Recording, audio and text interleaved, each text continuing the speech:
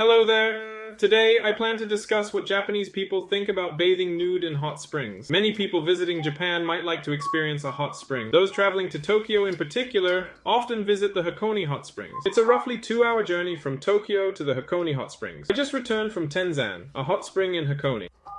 It's fantastic, with an architecture that exudes a Japanese ambiance. It's an excellent choice for those seeking a traditional Japanese experience. Firstly, let's see what Japanese people think about hot springs in general.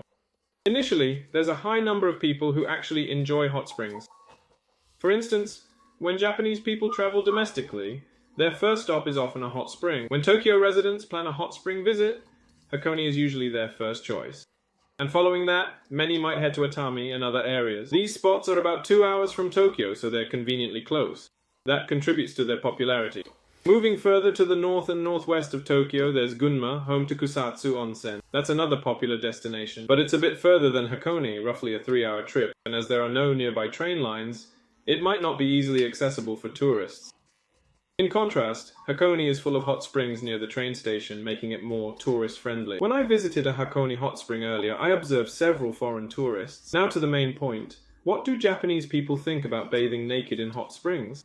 It's quite interesting. Japanese are often considered to be shy, yet everyone usually bathes naked in hot springs. Many foreigners may feel unease about bathing naked in front of others in a hot spring. For most Japanese, it's become common to bathe naked in hot springs.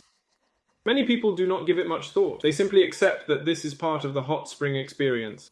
Personally, however, I'm not overly fond of it. While I love hot springs and they're said to be beneficial for health, they're good for my skin and they improve my appearance.